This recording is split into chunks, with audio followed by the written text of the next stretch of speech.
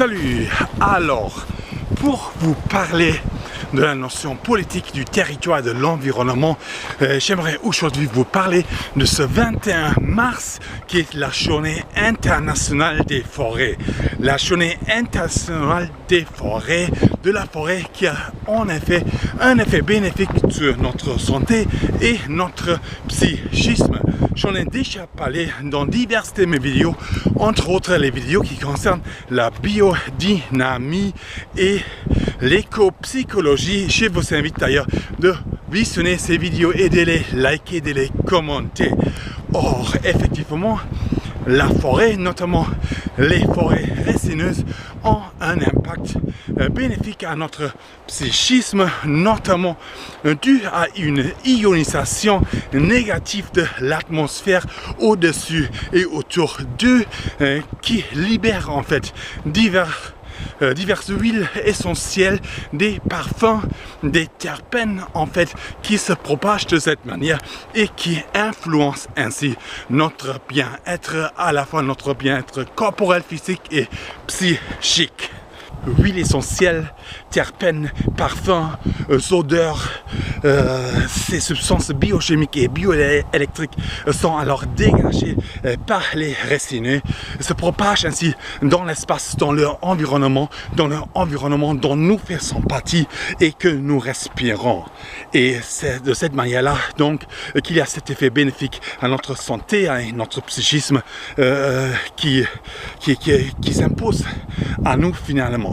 Et diverses thérapies que je c'était aussi dans les anciennes vidéos et ici aussi je vous invite de visionner les vidéos concernant prennent source dans ces effets bienfaiteurs de la nature, tels que la lithothérapie, même si ce sont ici les pierres qui sont concernées, tels que l'aromathérapie bien sûr, tels que la thalassothérapie, tels que la phytothérapie bien évidemment, tels que la luminothérapie, tels que la chromathérapie, telle que la thérapie aussi, qui est finalement une thérapie par les sondes dégagées et renvoyées par les objets, telle que la sylvothérapie bien évidemment, telle que la naturothérapie dans son ensemble, telle que l'écothérapie.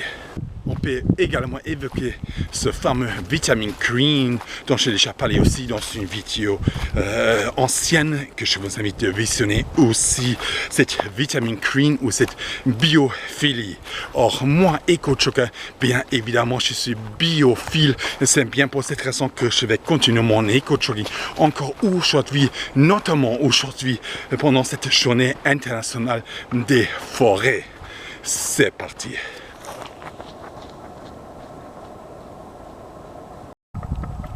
Ok, là ça commence bien. En fait là il y a en fait voilà un sac poubelle du plastique en fait, voilà, qui est un doggy bag, donc qui est censé être utilisé pour ramasser en fait le caca des chiens.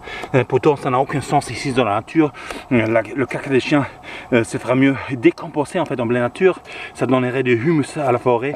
Bref, il y a des gens qui amènent du coup le doggy bag avec eux, donc on va dire ils sont bien responsables, mais ils sont pas si responsables que ça, parce que finalement ils les perdent ici, et ça c'est très très grave parce que ça c'est du plastique. Ok, là il y a en fait des sopalins, donc voilà des mouchoirs on va dire sur le chemin, donc personne a fait pipi caca ici, mais ça c'est perdu en fait ici, quelqu'un a perdu ça ici, et c'est très grave aussi parce qu'en fait les gens ils ne font pas attention, et il faut faire très attention pourtant. Voilà, on ramasse ça.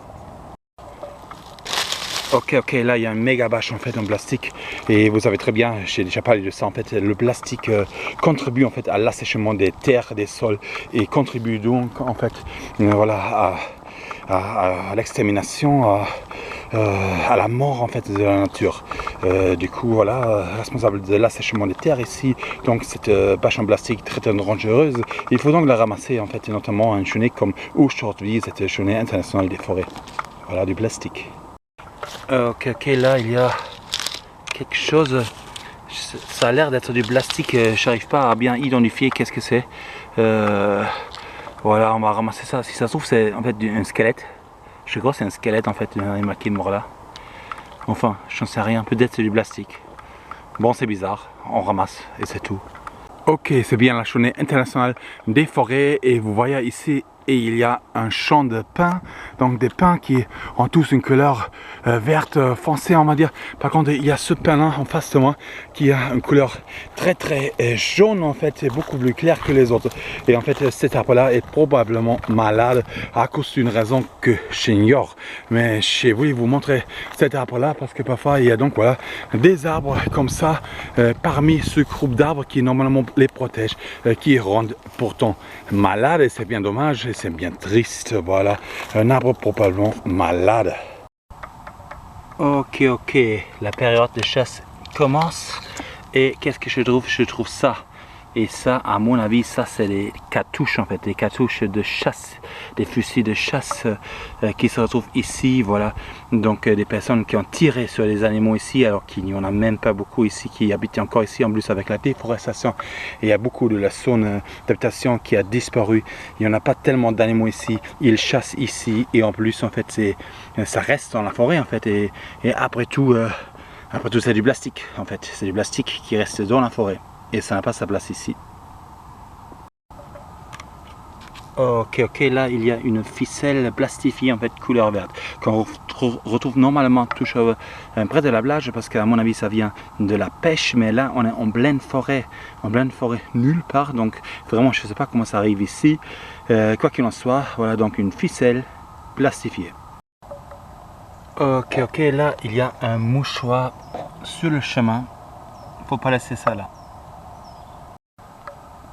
Ok, là il y a un bout de polystyrène et ça je trouve ça régulièrement et je me demande aussi d'où ça vient parce qu'en fait je sais pas d'où ça vient et je sais pas comment ça arrive ici et c'est inexplicable. En tout cas c'est du polystyrène, ça ne décompose quasiment pas, il faut ramasser ça. Ok, là il y a un bout de papier d'emballage alimentaire qui vient des bonbons, un papier d'emballage alimentaire donc, et on est proche des campings en fait, on est à 100 mètres des campings, mais en pleine forêt, hein, en extérieur du camping, quoi qu'il en soit, voilà, un papier d'emballage alimentaire.